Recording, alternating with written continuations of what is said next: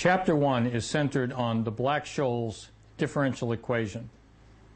And this is an application of Ito's lemma to a stock process. And to just set the stage, you may recall in the development of the option price based on a binomial lattice, the trick to pricing the option was developing a replicating portfolio, namely developing a combination of stock and T-bills which replicated the behavior of the option over the lattice, with the knowledge that we needed to rebalance that portfolio at each node of the lattice as we move through time.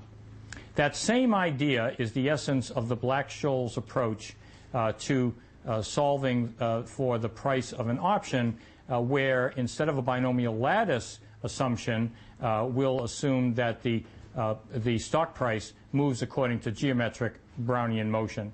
But the idea for pricing the option is similar, but just a little bit different, and I'll call your attention to it because you'll see it coming. In the binomial lattice, we replicated the option by a combination of stock and T-bills. We're going to do exactly the same thing in this context to developing the Black-Scholes differential equation, but with a slight twist. Instead of replicating an option with stock and T-bills, we're going to replicate a T-bill with options and stock.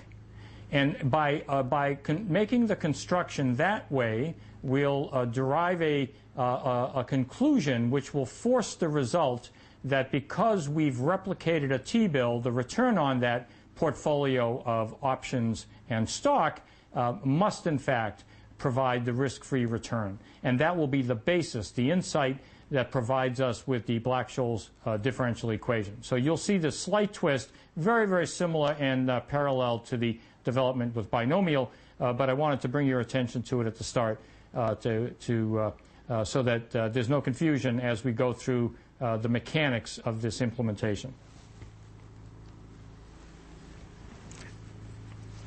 In the first module, we're going to review differential equations where we do not have a stochastic term. We don't have that dz term. Let's just remember some of the essence of differential equations. First of all, we can think of stock valuation, and it turns out that the typical formula for stock valuation lends itself to a differential equation interpretation.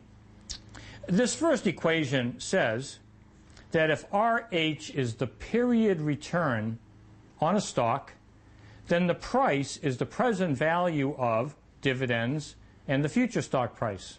So this is just an equation that says today's price for the stock is the present value at the risk rate. Remember, RH here is not risk-free. RH might be more like an alpha from earlier modules. It's a return that the market demands on the risky asset, and it's the present value of the dividend stream and the future stock price. Now notice that because we're multiplying the dividend by H, the numeric value of D at time T plus H is an annualized dividend payment. So we multiply it by H to create the period dividend payment.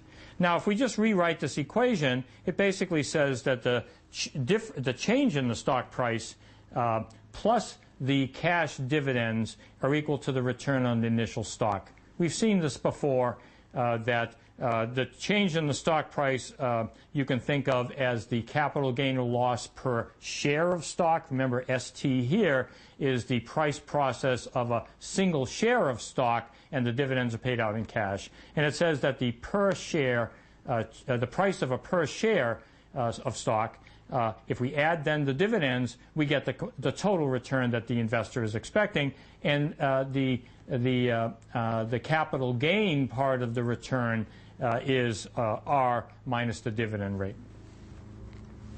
We can divide by H that equation and let H go to 0, and we end up converting into a derivative. And you actually see that if we go back for a moment. If we just divide this by H, divide this by H, and divide this by H. Now dividing this by H, that's going to look like the derivative of S. Dividing this by H, just get a cancellation. RH over H is a rate. Remember, RH is the period rate.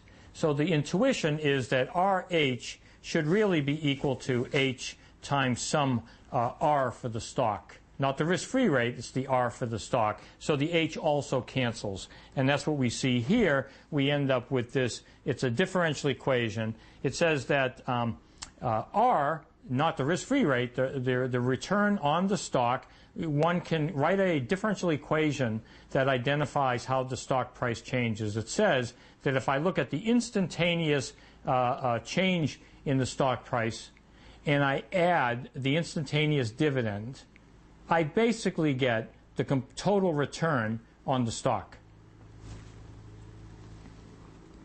And so in theory, once one has an equation like this, for example, if I specified what R was and I specified what the dividend stream dt was, I could solve this equation to come up with what is the implied price of a stock which provides the given return and the given dividend stream. And that's how we would use this equation.